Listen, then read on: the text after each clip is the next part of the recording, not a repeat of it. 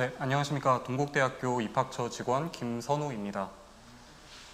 우선 여러분들과 이제 얼굴 맞대고 전형 안내 드리고 설명드려야 될 텐데 이렇게 상황이 상황인 만큼 비대면으로 진행하게 된 점 양해 부탁드리고요. 학업이나 다른 일로 바쁜 와중에도 이렇게 시간 내주셔서 저희 학교에 관심 가져주셔서 정말 감사드립니다. 일단은 저희 동국대학교에 대해서 간략하게 소개해 드리고, 그리고 여러분들께서 더 궁금해 하실 만한 이제 신입학 전형에 대해서 차례로 설명해 드리도록 하겠습니다. 우선 여러분들께서 저희 동국대학교 설립된 지 얼마나 됐는지 아는 분들이 계실지 모르겠습니다. 저희 동국대학교는 올해로 설립된 지 115주년을 맞이했습니다. 1906년에 명진학교라는 이름으로 최초로 개교를 해서 1946년에 동국대학교로 승격을 해서 지금까지 그 명성을 유지해 오고 있습니다. 이렇게 오랜 역사를 가지고 있는 만큼 저희 동국대학교가 배출해낸 동문 숫자만 해도 무려 35만 명에 달한다고 알고 계시면 될 것 같습니다. 그래서 여러분들께서 만약 동국대학교에 후배로 입학을 하게 된다면 이렇게 수많은 동문들에게 도움을 구하거나 아니면 조언을 받을 만한 그런 확률도 높아진다는 점 알고 계시면 좋을 것 같습니다. 저희 현재 서울 중구에 캠퍼스가 위치해 있고, 그리고 고양시 일산구에 바이오메딕 캠퍼스가 설치가 되어 있는데요. 저희 현재 약학대학이나 아니면 바이오 시스템 대학 같은 경우에는 고양시 일산구에 위치하고 있다고 보시면 될 것 같습니다. 물론 일산구에 위치하고 있기는 하지만 저희 서울 캠퍼스의 한 가족, 한 일원이라고 생각하시면 될 것 같습니다. 화면에 보시면 아시겠지만 흔히 말하는 이제 힙한 플레이스들이 저희 동국대학교 걸어서 10분 안팎으로 다 위치를 하고 있어요. 그래서 만약 동국대학교에 입학을 한다면 즐거운 대학 생활을 즐기실 수 있을 거라고 이제 충분히 장담할 수 있을 것 같고요. 그거보다 중요한 거는 이제 대학교에 입학을 하게 되면 다른 대학들하고 교류할 만한 일이나 아니면 기업체에서 인턴십을 진행할 경우가 굉장히 많아집니다. 그런 경우에 이제 서울 중구, 서울 중심에 위치해 있다는 그런 특성이 여러분들에게 굉장히 중요한 그 이점으로 작용할 것이라는 거 미리 말씀드리도록 하겠습니다. 그리고 여러분들께서 또 주목하셔야 될 소식이 있습니다. 저희 동국대학교에 올해로 3가지 모집 단위가 신설이 됩니다. 첫 번째는 문화재학과, 그리고 두 번째는 AI 융합학부, 그리고 세 번째는 약학과. 이렇게 3가지 모집 단위가 신설이 되는데요. 문화재학과 같은 경우에는 저희 동국대학교 사학과가 굉장히 유명하잖아요. 만약 사학과에 관심이 있는 학생분들 같은 경우는 문화재학과에 관심을 가져보셔도 충분히 좋을 것 같습니다. 왜냐하면 문화재와 그 역사는 절대 뗄래야 뗄 수 없는 사이기도 하고, 이제 문화재학과 같은 경우에는 저희 우리나라 문화재 대부분이 이제 불교 문화재입니다. 불교 문화재를 관리하고 보존하는 그런 전문가를 양성해내는 학과이기 때문에 만약에 관심이 있으시면은 한번 알아보셔도 좋을 것 같고요. AI 융합학부 같은 경우에는 이제 인문 계열 그리고 자연 계열 2가지 계열 모두에서 신입생을 모집하고 있으니까 여러분들께 조금 더 열려있는 그런 학부라고 생각하시면 될 것 같습니다. 그리고 약학과 같은 경우에는 특이하게 지금까지는 편입학 전형으로 신입생을 모집하다가 올해 처음으로 이제 신입학 전형으로 신입생을 모집하게 됐습니다. 이 3가지 학부에 대해서는 이제 뒤에 가서 더 자세하게 설명드리겠지만 여러분들께서 지금 알고 계셔야 되는 거는 문화재학과 같은 경우에는 이제 신입생 전원에게 8학기 장학금을 지급하고요. AI 융합학부는 최초 합격자 전원에게 2학기 수업료 50%에 해당하는 금액을 장학금으로 지급합니다. 그리고 약학과 같은 경우에는 이제 입학 성적이랑 수능 성적 기준에 따라서 장학금을 지급한다는 사실 알고 넘어가셨으면 좋겠습니다. 자, 일단 여기에서 설명을 들으러 오신 학생분들 같은 경우에는 대부분 이제 학생부 종합전형을 준비하는 학생들일 거라는 생각이 듭니다. 그리고 제 생각에는 학생부 종합전형을 준비하는 학생들에게는 가장 중요한 것이 아마 전공 선택이라는 그 생각이 드는데요. 그렇기 때문에 여러분들께 지금 동국대학교 대표 학과를 줄줄줄 설명드리는 것보다는 저희 동국대학교 입학처 홈페이지 가시면 이제 전공 가이드북이라는 이제 가이드북이 홈페이지에 탑재가 되어 있습니다. 그렇기 때문에 여기 안에 이제 전공 커리큘럼이나 아니면 전공 관련 정보들 다 수록되어 있으니까 만약 여러분들께서 관심을 가지고 계신다면 전공 가이드북 한번 찾아보시고 그 전공에 대한 이해도를 바탕으로 저희 학교 원서를 쓰는 게 아마 합격률을 높이는 데 도움이 되지 않을까 싶습니다. 자, 요거 같은 경우에는 저희 학교가 지금 이만큼 잘하고 있다 이런 걸 설명해 드리기 위해서 만든 장표인데요. 여러분들께서 주목하셔야 되는 부분은 이제 이공계 대학평가에서 저희 학교가 15위라는 성적을 거뒀습니다. 흔히들 아시기에 동국대학교는 인문 계열에서만 조금 강하고 이공 계열은 조금 약하다라고 이제 생각들을 많이 하시는데 이공계 대학평가에서 15위라는 성적을 거둘 만큼 저희 학교가 뭐 자연 계열이나 공과대학에 아낌없는 투자를 하고 있다는 사실 꼭 알고 계셨으면 좋겠습니다. 다음은 이제 전공제도에 대해서 소개를 드릴 건데요. 아무래도 전과제도나 복수전공은 어떤 학교에나 다 이제 존재를 하는데 이런 상황인데도 제가 이거를 말씀드리는 이유는 동국대학교가 특히 유연하게 이 학사제도를 운영하고 있다라는 사실을 알아주셨으면 좋겠어서입니다. 전과제도 같은 경우에는 이제 2학년부터 가능하고요. 입학 정원의 최대 50%까지 학생을 받고 있습니다. 복수전공 같은 경우에는 더 빠르게 1학년 2학기부터 가능하고요. 학과별 최대 200% 학생을 모집하고 있습니다. 예를 들어서 1학년 때 모집하는 인원이 50명이라고 하면은 전과는 25명을 받는다고 생각하시면 되고요.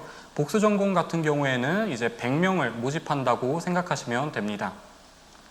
그렇기 때문에 여러분들께서 뭐 동국대학교에 들어와서 뭐 전공이 불만족스럽거나 아니면 본인한테 잘 맞지 않다 이렇게 생각이 들더라도 충분히 동국대학교에서는 진로 탐색을 계속해 나갈 수 있는 그런 기회가 마련되어 있다라는 사실 알고 계셨으면 좋겠습니다. 자, 동국대학교에 대한 소개는 이 정도로 마치고요. 이제는 여러분들께서 궁금해할 만한 신입학 전형들에 관해서 간략하게 설명해 드리도록 하겠습니다. 우선 신입학 전형에서 주요하게 바뀐 사항들을 짚어드릴 건데요. 크게 이제 두 갈래로 설명을 드리겠습니다. 첫 번째 갈래는 이제 전년도에 7대3, 수시 7, 정시 3으로 모집하던 이제 신입생 비율이 올해 같은 경우에는 이제 6대4, 정시 모집의 비율이 10% 정도 증가했다라는 사실 알고 계시면 좋을 것 같고요. 그리고 전년도 학생부 종합 전형으로 운영되었던 학교장 추천 인재 전형이 올해는 학생부 교과 전형으로 신설되어서 운영이 되게 됩니다. 그와 동시에 이제 전년도 390명에서 올해 409명으로 그 모집 인원도 약 20명가량 늘어났습니다. 그리고 그 이제 반영 방법 같은 경우에도 전년도에는 학생부 서류 종합 평가가 이제 100%로 진행이 됐었는데 올해 같은 경우에는 학생부 교과 성적 60% 그리고 학생부에 대한 서류 종합 평가가 40%로 이제 학생들을 모집하게 됐습니다. 여러분들께서 주목하셔야 되는 부분은 이제 학생부 교과 성적이 60%가 들어가게 되면은 조금 학생들에게 부담스러운 게 아니냐라는 생각을 하실 수도 있는데요. 일단 결론부터 말씀드리자면 아니다라는 말씀 먼저 드리고 그 이유에 대해서는 뒤에 가서 설명을 해드리도록 하겠습니다. 그 모집 방법이 바뀐 것처럼 이제 논술 전형이나 실기 전형에도 그 전형 방법이 변경되게 되었습니다. 전년도 같은 경우에는 논술 60%, 그리고 학생부 40% 이렇게 학생들을 모집했는데 올해는 논술 70%, 학생부 30%로 그 전형 방법이 변경이 되었고요.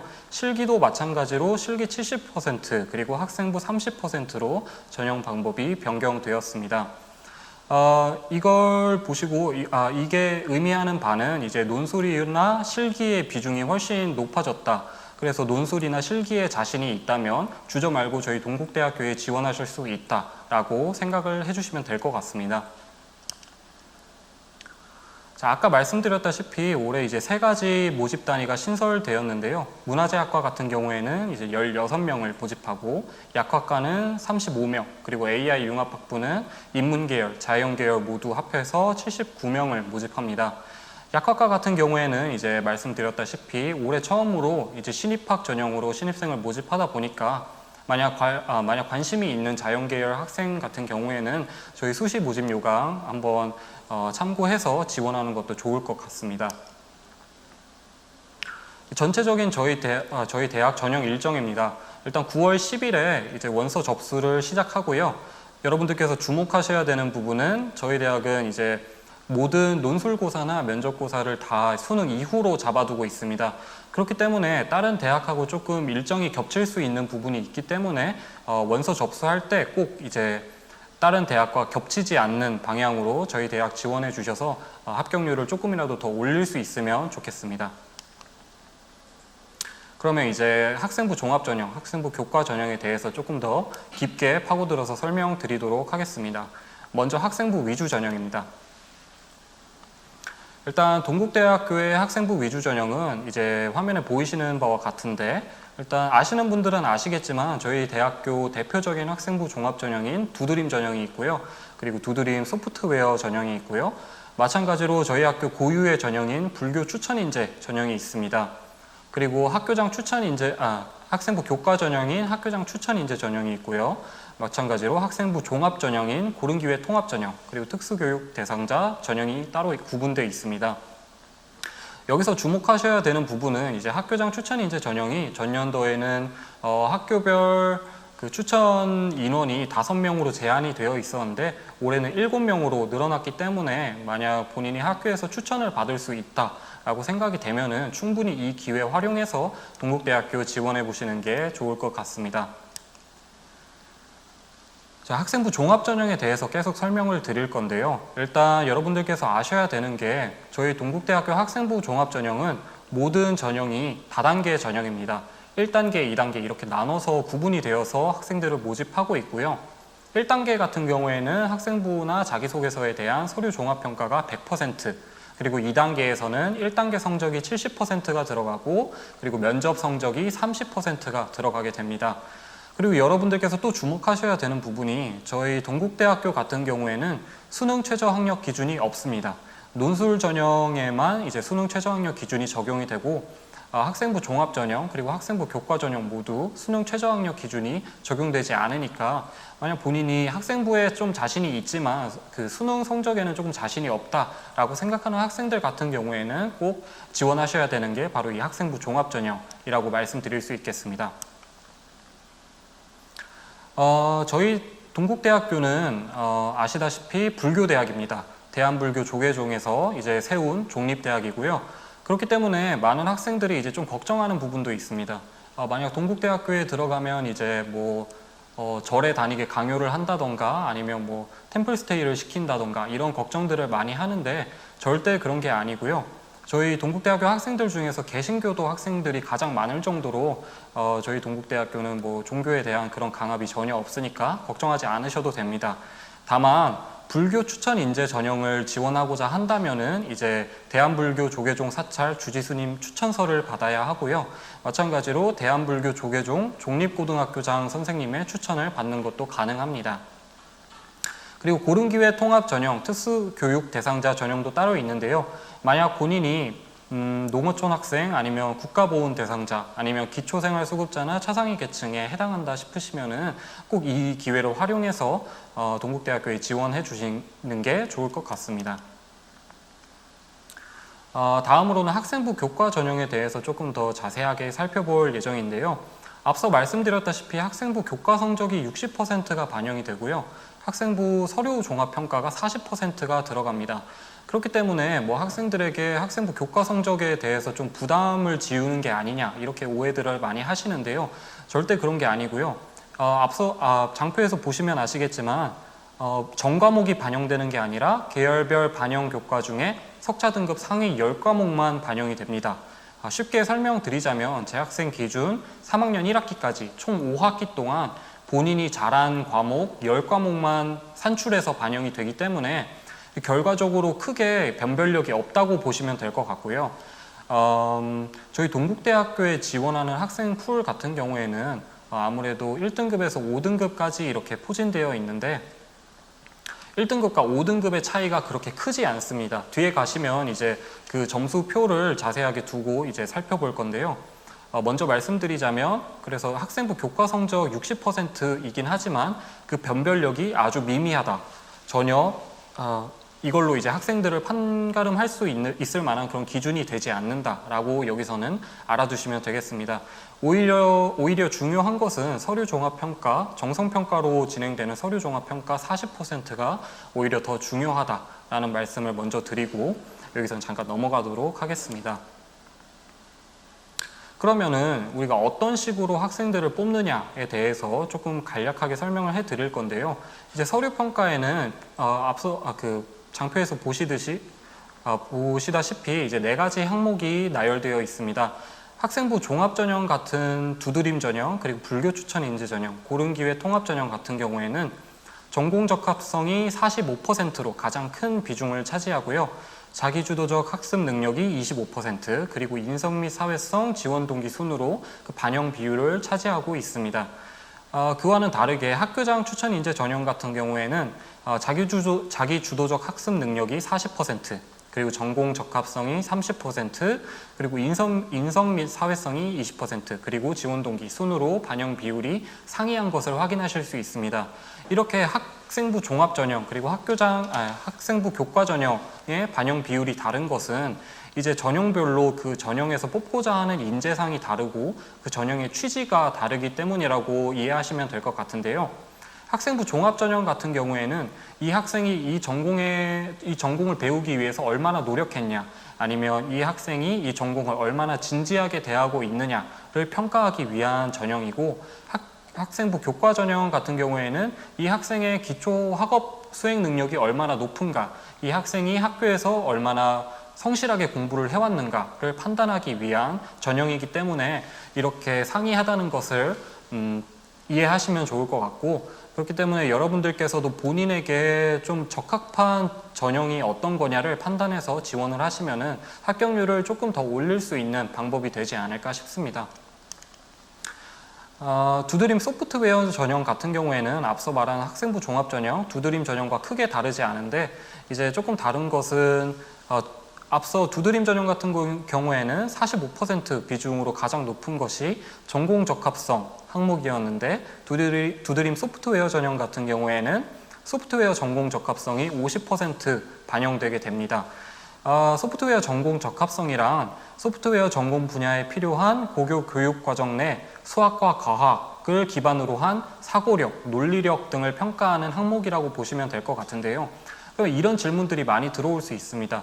본인은 이제 코딩에 대해서 공부를 했다거나 아니면 소프트웨어에 대한 전문적인 지식이 학생부에 기재가 되어 있지 않은데, 그렇게 되면 여기에서 평가에 불이익이 있는 거 아니냐, 이렇게 말씀을 하실 수 있는데 절대 그런 거 아니고요.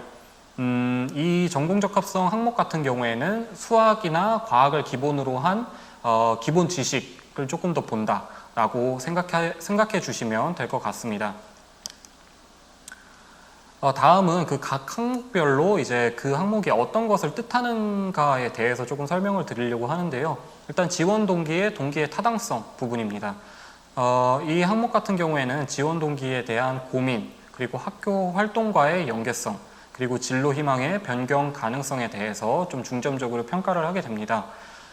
진로 희망의 변경 가능성이라는 항목을 이제 딱 보게 되면 학생들이 이렇게 질문을 할 수 있어요. 선생님, 저는 진로 희망이 중간에 변경되었는데 그렇게 되면 이 항목에서 평가를 받을 때 좀 불이익이 있을까요?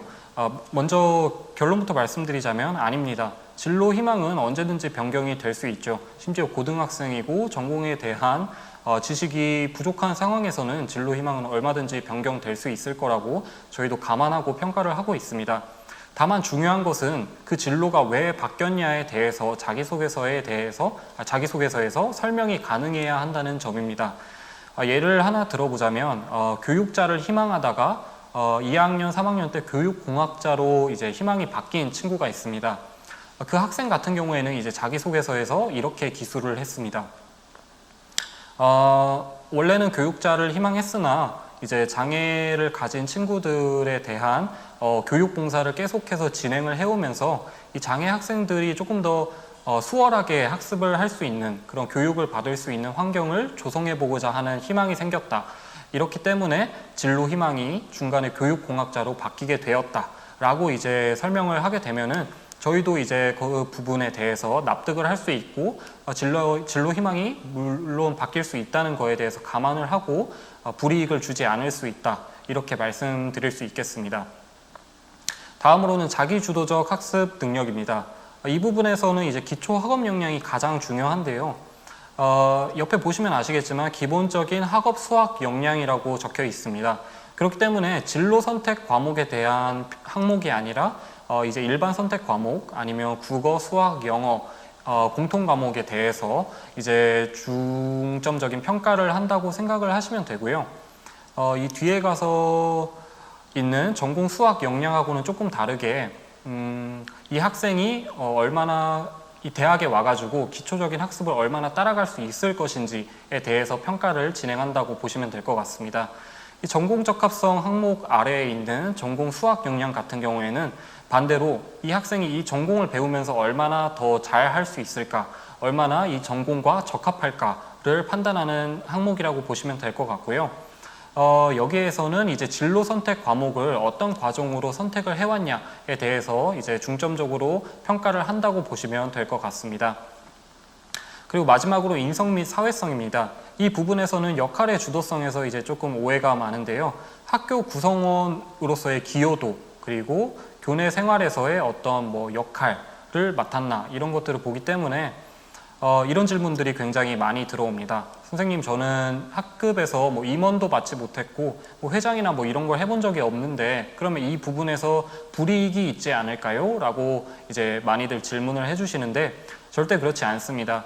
이 항목 같은 경우에는 그 역할의 중요성, 역할의 크기에 이제 구애받는 항목이 아니라 이 역할에 대한 진지함, 이 역할에 대한 책임감을 조금 더 평가하기 때문에, 예를 들어서 학급에서 분리수거를 맡았다고 하더라도 1년 동안 분리수거가 굉장히 중요한 일이라는 인식을 했기 때문에 1년 동안 하루도 빠지지 않고 늦지 않고 제 시간에 분리수거를 꾸준히 해왔다라고 이제 기술할 수만 있다면은 이 학생에 대해서 역할에 대한 책임감이 있구나, 이 역할을 굉장히 진지하게 받아들이고 있구나 라는 판단을 저희가 할 수 있겠죠.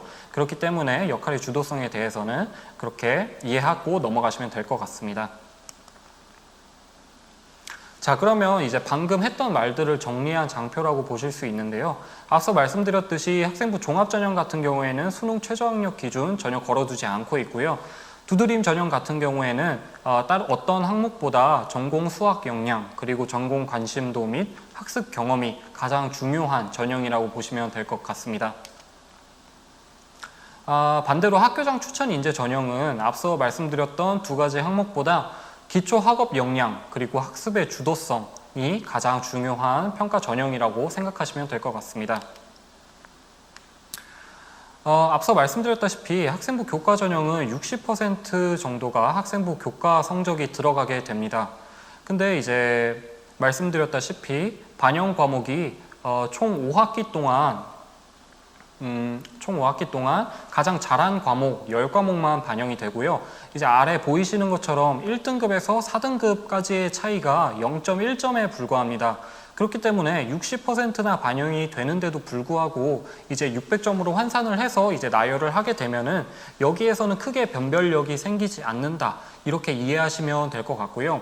그렇기 때문에 학생부 교과 성적에 대해서 조금 자신이 없더라도 만약 본인이 학생부 기재사항이나 자기소개서는 안 들어갑니다. 학생부 교과 전형은.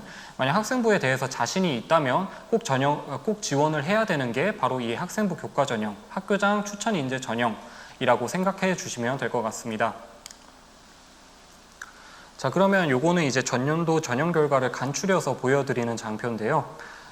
경쟁률 같은 부분이 두드림 전형 같은 경우에는 전년도 15대 1 정도 이제 형성되고 있는데, 학교장 추천 인재 전형 같은 경우에는 이제 9대 1 정도로, 왜냐하면 학교장 추천 인재 전형은 고교별로 이제 추천할 수 있는 그 학생 수가 제한이 있기 때문에 이렇게 좀 경쟁률이 낮다라고 생각을 해주시면 될 것 같고요.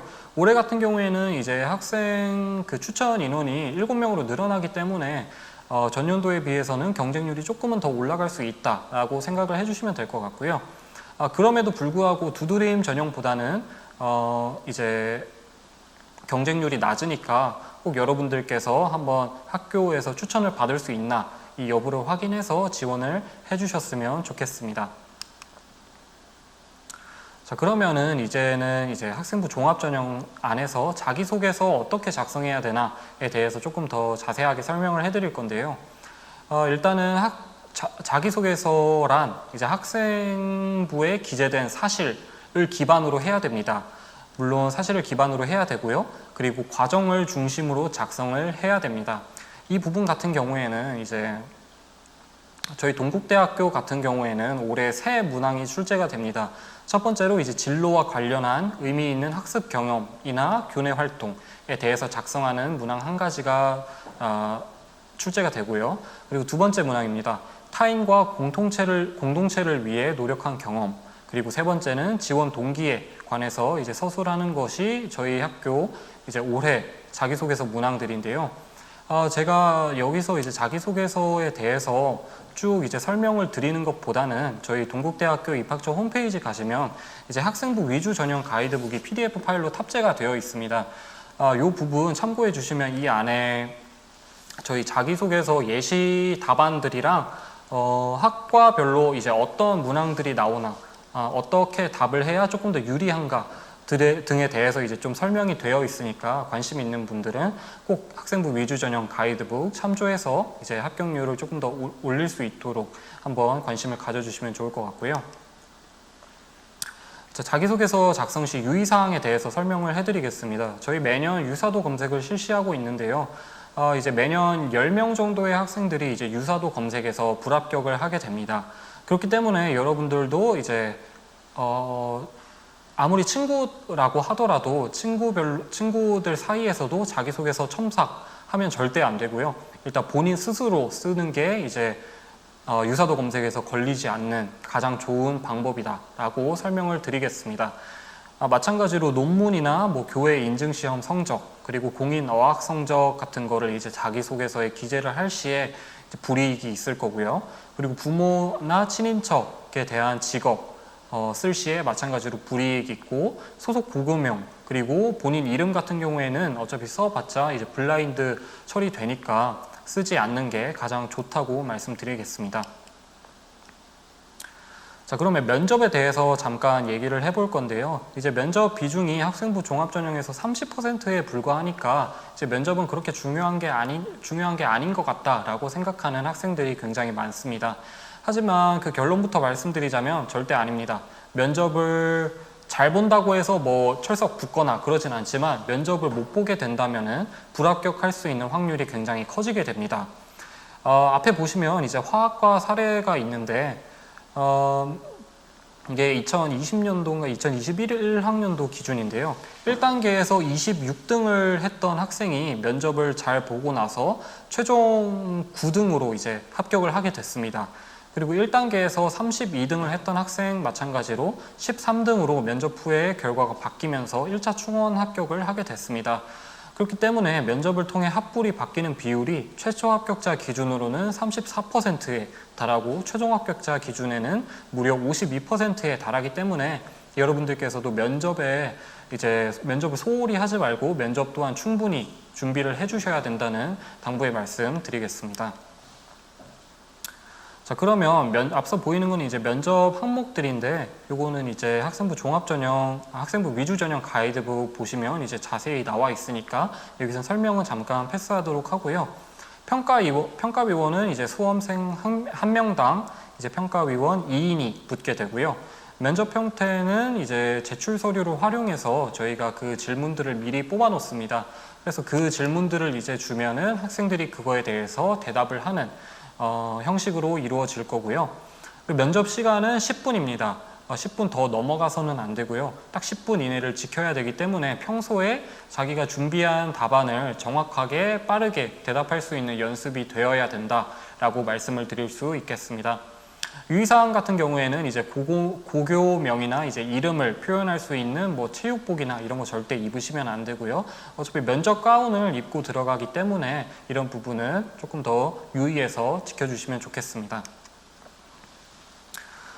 자, 그러면 이제 면접 준비 팁에 대해서 조금 더 간단하게 설명을 드릴 텐데요. 말씀드렸듯이 10분으로 딱 정해져 있기 때문에 여러분들께서 평소에 이제 질문들을 미리 준비해 놓고 답변들을 미리 준비해 놓고 그 답변들을 정확하고 빠르게 그리고 신속하게 말할 수 있도록 이렇게 연습이 충분히 되어야 한다는 점 유의해 주기 바라고요.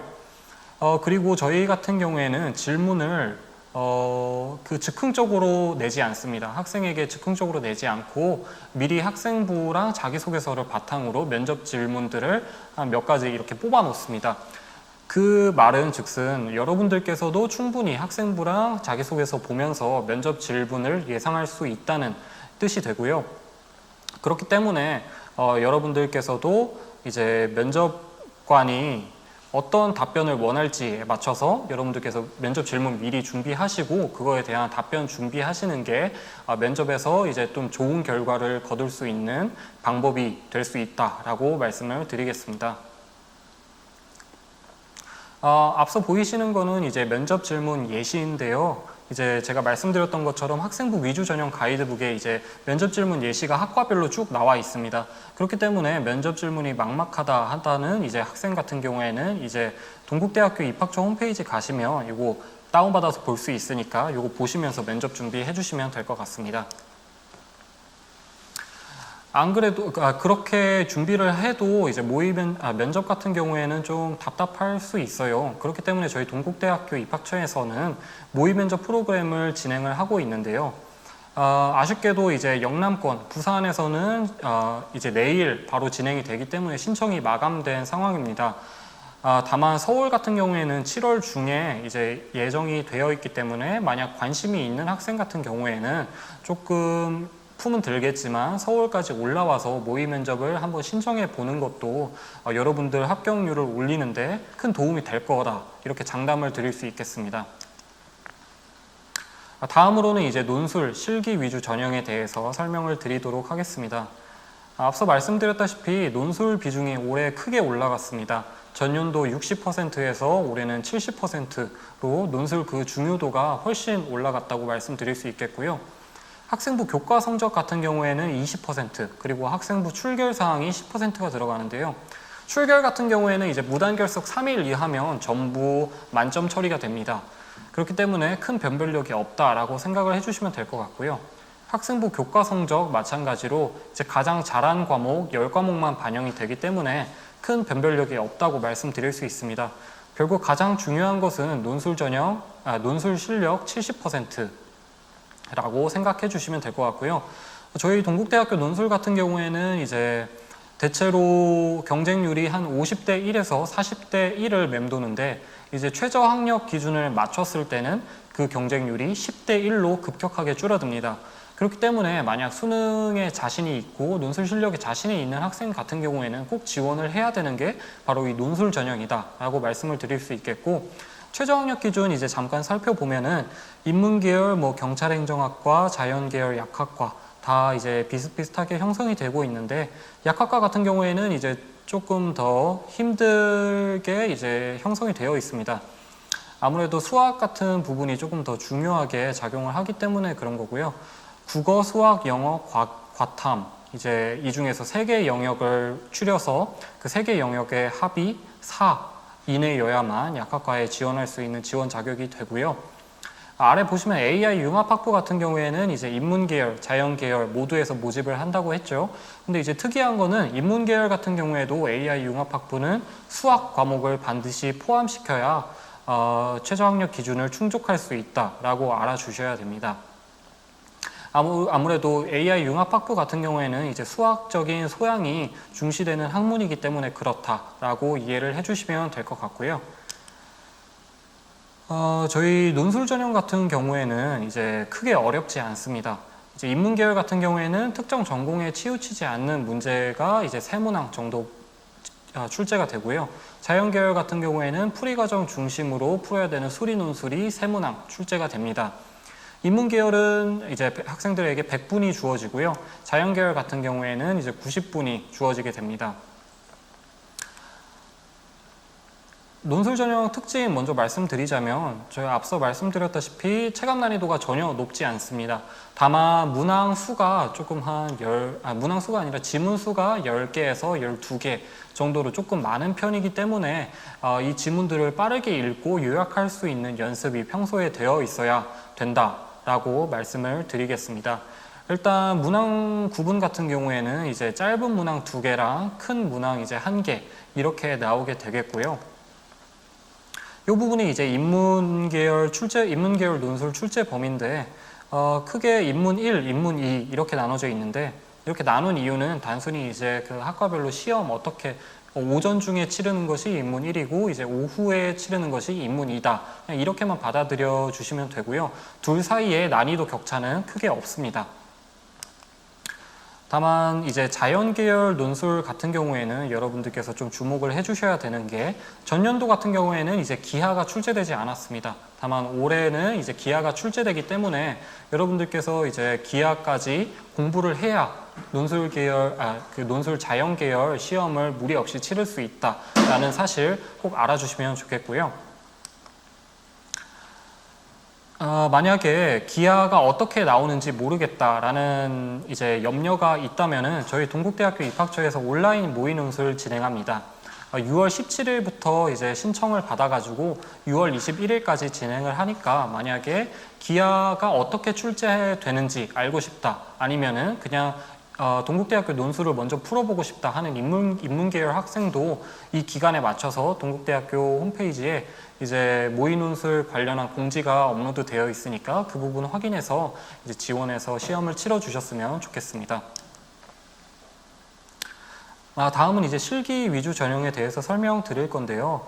아무래도 실기 전형이나 뭐 실적 위주 전형 같은 경우에는 이제 좀 지원 자격도 복잡하고 아무래도 좀 준비하는 학생들이 그렇게 많지 않기 때문에 좀 간단하게 설명하고 이제 지나가도록 하겠습니다. 실기 위주 전형도 논술 전형과 마찬가지로 70%가 반영이 되고요. 그리고 학생부 교과 성적 20%, 그리고 학생부 출결 사항이 10%가 반영이 됩니다. 그렇기 때문에 마찬가지로 교과 성적이랑 출결에서는 큰 변별력이 없기 때문에 실기 전형 마찬가지 실기가 가장 큰 변별력을 가지고 있다라고 이해하시고 넘어가시면 될 것 같습니다. 자, 이거는 제가 방금 말씀드렸던 이제 출결 반영 방법이랑 학생부 석차 등급별 점수 이제 정리를 해둔 표인데요. 왼쪽에 보시면 1등급에서 3등급까지 큰 격차가 없고요. 4등급까지도 이제 0.1점밖에 차이가 나지 않기 때문에 학생부 교과 성적 만약에 본인이 교과 성적에 좀 내신에 좀 자신이 없다고 하더라도 실기나 논술에서 조금 자신감이 있다면 꼭 지원해 주셔야 된다고 말씀드리겠습니다. 자, 요거 같은 경우에는 이제 논술 우수자 전형 합격자들의 전형 결과인데요. 지원자 같은 경우에는 이제 내신 등급이 4.66 정도로 형성이 되어 있는데 합격자가 4.21입니다. 말씀드렸다시피 큰 변별력이 없기 때문에 내신이 그렇기 때문에 큰 격차가 나지 않는다. 이것만 확인해주고 넘어가시면 될 것 같습니다. 자, 다음으로는 정시 모집에 대해서 이제 간략하게 설명을 해드리겠습니다. 일단 저희 동국대학교는 전통적으로 이제 가군, 나군에서만 학생들을 모집하고 있는데요. 가군은 보통 이제 5대1 정도의 경쟁률을 이제 형성하고 있고 나군 같은 경우에는 4.3대1 정도의 경쟁률이라고 보시면 될 것 같습니다. 다만 올해 같은 경우에는 조금 주목하셔야 되는 게 아까부터 계속 말씀드렸던 AI 융합학부 같은 경우에는 올해 다군에서 모집을 하게 됩니다. 경쟁률 같은 경우에는 저희도 이제 처음 신설된 모집단이다 보니까 정확하게는 예측할 수 없지만 대개 이제 다군에서 그 학생들을 모집하는 학교들과 비슷하게 한 15대1 정도로 형성이 될 것 같다라고 말씀을 드리겠습니다. 자, 요거 같은 경우에는 이제 수능 반영 영역 및 비율인데 이 부분은 크게 중요하지 않기 때문에 넘어가도록 하겠습니다. 이제 합격자 수능 성적인데요. 경찰행정학부 같은 경우에는 이제 대체로 1.4등급을 형성하고 있고요. 이게 100분위로 따지자면 한 94% 정도라고 보시면 될 것 같습니다. 다른 모집 단위 같은 경우에는 이제 1.8등급에서 2.0등급까지 이제 골고루 분포를 하고 있고요. 자연계열 같은 경우에는 마찬가지로 1.9등급에서 2.2등급 사이의 학생들이 주로 들어온다라고 생각을 해주시면 될 것 같습니다. 자, 긴 시간 동안 들어주셔서 정말 감사드리고요. 저희 동국대학교 입학처 번호가 이제 앞에서 이제 띄워드리고 있는데, 만약 제가 설명드린 부분에 대해서 조금 미비한 점이나 조금 더 궁금한 점이 있다면 이제 앞에 있는 번호로 전화 걸어주시면 이제 저희 사정관 선생님들이나 직원 선생님들이 친절하게 답변 드릴 거니까 부담 갖지 않고 이제 여러분들께서 편하게 전화해 주시면 될 것 같고요. 여러분들께서 이제 올해 좀 코로나 때문에 이제 걱정도 많고 아무래도 어려움을 많이 겪었던 한 해이지만, 여러분들 입시에 꼭 좋은 결과 있으면 좋겠다는 말씀을 끝으로 동국대학교 전형 안내 마무리하도록 하겠습니다. 감사합니다.